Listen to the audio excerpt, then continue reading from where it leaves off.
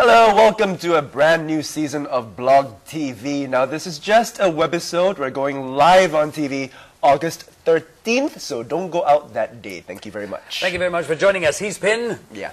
Oh, thanks. And I'm the Flying Dutchman.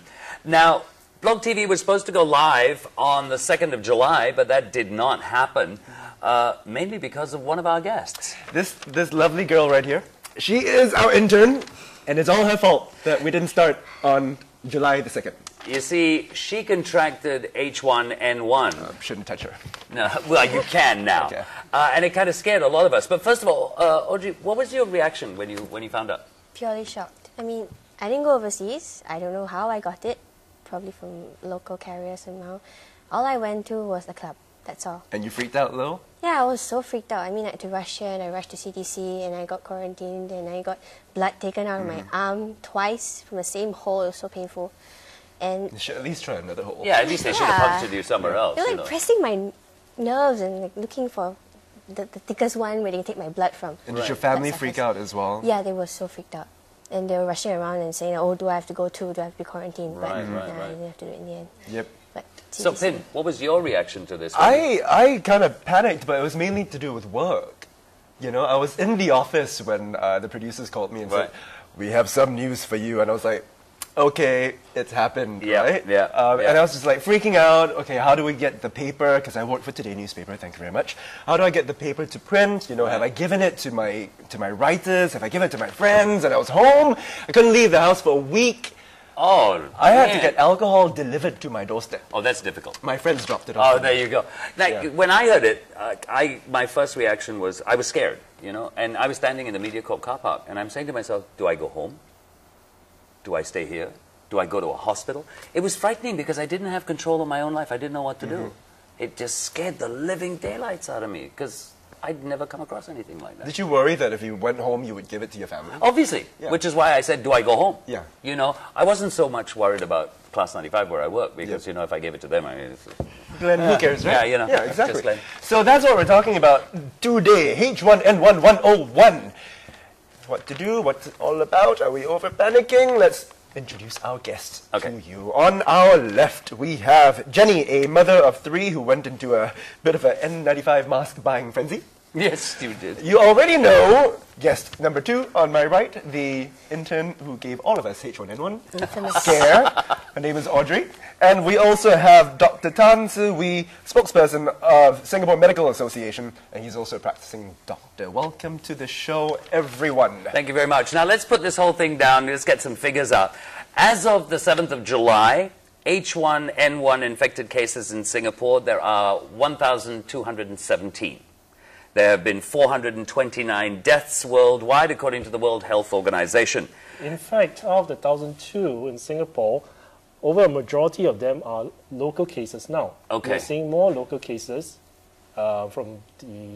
as compared to the early days, which are mainly imported cases. It's All right. community transmission. Yes, now it's community basically transmission. in full swing community transmission going on Okay. And Singapore has announced a change in tactics to battle H1N1 influenza. From now, there will be a shift from alert level yellow containment to yellow mitigation. What this means is it's a focus on detecting and treating infected cases and paying special attention to high-risk patients. But the World Health Organization, their pandemic alert level is still at a maximum level of 6. That's right, that's right. Now, also, are we letting our guard down, though? I mean, the numbers are quite scary, but as of on the 3rd of July, with growing community spread of H1N1, schools lifted the leave of absence from staff and students returning from affected countries. Are we letting our guard down? too Well, soon? I think we are not letting our guard down. I think let's put things in perspective. Yeah. This is a new strain of influenza. It is more infectious than the normal strain. We are still trying to understand how it is spreading and how it's affecting people. Of course, in the early days, lots of people died in Mexico and caused a great concern because the mortality rate was skewed to the high side. But since now, I think we have confirmed from WHO over 80,000 infected cases, the death rate is about 0.1 to 0.3%. So it is slightly higher than normal flu. But look, the number of people who die of drowning in Singapore it's more than number of people that died for H1N1 in the US. So that hopefully gives you some perspective. But and nevertheless, I mean, it's still something you have to keep an eye on. And as far as doctors, we want to make sure that we can pick up the patients early and treat them early. And that's what we're talking about, moving to the mitigation. But what's the difference between not panicking and being blasé about it? I guess it's trying to understand how this virus affects people, how it's transmitted. You know, you basically transmit it through inhalation, through contact with to the droplets, and that's why hand washing is very important. If you have contact with someone who has H1N1, then you need to know if you fall sick. I think that up to this point in time, from the statistics that we gather from the first 100 or so who have it in Singapore, is that majority of the patients, in fact, will present with fever, with cough, sore throat, headache, and likewise the flu-like symptoms. But up to 40%, in fact, don't have a fever. You know? Right. And in fact, majority of the patients, up to today, even 1,002 we talk about, will recover. Without even knowing that they had it? Uneventfully. They will still recover. Right. So that basically puts everyone at ease. I think what we want to do is to identify patients who are at high risk. We're talking about pregnant women, we're talking about kids, you know, who are less than 5 years. Elderly. Those who are renal dialysis, for example, those who are chronic medication, the diabetic. These are patients, if they fall sick, their immune system is already pretty wrecked up. So they will be susceptible to the flu, which can kill them by developing pneumonia. That's right. So it develops into pneumonia. I just want to go back to that whole panic and blasé thing that you brought up.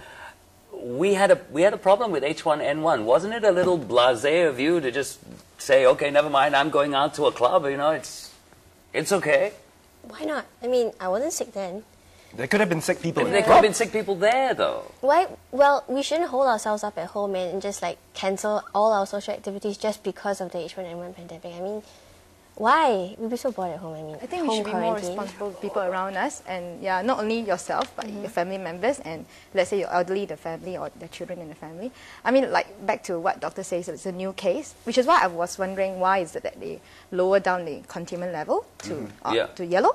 The reason is because this thing may not burn itself out as early as we think it is. Right, you know? This may take us all the way until end of the year, even next year. No, my concern is that, I mean, since we know it's a new strain, and how much studies have we done on this, and we're not too sure how would this progress. And having 1,000 cases, is it representative of what's going to happen next time? It's like, you know, is there long-term side effects or anything? What sparked off your mask buying frenzy? Okay. Because you did go on a mask buying How many frenzy. masks did you buy? Okay, okay. What happened was, I think I was late by 1 week. So by the time H1N1 thing has gone like all over the world, not all over the world, I think it started in Mexico, and then it seems like coming to Singapore. So I went to Guardian Pharmacy, and they told me it's out of stock. I called all the Guardian Pharmacy in Singapore, all out of stock. So what I did, I called a sole distributor. I think there's a few, I think 3 or 4 distributor for N95, the one by 3M. And I called them up, they said, oh yeah, if you can buy in bulk, we can give you a better price. The $60 price, which is a pre-H1N1 time. So what I did, I SMS all my friends, I'm at contact, and I managed to gather like 30 boxes. 30 boxes? Yes. How many each box? 20. So I told no them, wonder right. even some of my friends who They couldn't doctors get it. couldn't get it. I told you doctor friends, oh, where you get it from? Can you get it for me? You should sell it to the doctors. Yes, that's what I was That makes money. No, I was telling my friends, say, okay, we got 20 masks. If let's say it's really like SARS period, because that was at the beginning of H1N1, we're not too sure what's going to happen. So I say, at least I got 20 masks, I can go marketing for 20 times. You know, I can buy food back for my children for 20 times. Yeah. Because you have 3 kids, so you were panicking about your children? My children, yes, definitely. Because it's like, you know, I mean, we do not know, maybe the adults or children. Or, I mean, of course, as a parent, we're most concerned about is the children. And yeah, I even bought the size H1N1 mask for them. Of course, my baby can't wear, so I guess I can still put him at home. But the rest is still you know, make a little I think in miniature the early one. days, Yeah. I think in the early days there was a lot of information that's still evolving. Yeah. That's why a lot of people are very unsure of what to do, and they just first impression is probably as worse as SARS, and that's why we go into a lockdown mode. This is what I don't understand. If people were talking like this and they had this in mind, why were we still crowding out clubs and crowding out public areas? Even though in the back of your mind you're going, we don't know about this. Is this like SARS? So you've got one side of your brain that's going, is this like SARS? The other side of your brain is going, okay, never mind, I'll go out and party No, I think anyway. it's the young people. But you know, I kind of about that, Audrey. Really. I kind of agree with you when you said, what are we supposed to do? Like, just stay home and stop living your life, Yeah. right? Exactly. That sounds a You don't know little how long it's gonna extreme last. to me. But at the same time, I have to say, I was like, you know, is this necessarily a good time to go out clubbing? Yeah. I didn't. I stayed home. I went to bars that were very quiet, thank God. But I also don't like people, that's why. Yes, But you're a you very still go out, solitary isn't person. it? I mean, still went you out. still went out? I'm going to make a call, a 3G Okay. call to Bernard Lim, CEO of Life Oh, Brands. really? We're going to talk to Bernard. Wonderful. Exactly. It's not just the clubbers, it's the people who run, Who run the clubs, as well, yeah, right? yeah. Let's find out what he thinks about this whole thing once I work out how to use a phone, because I don't own one.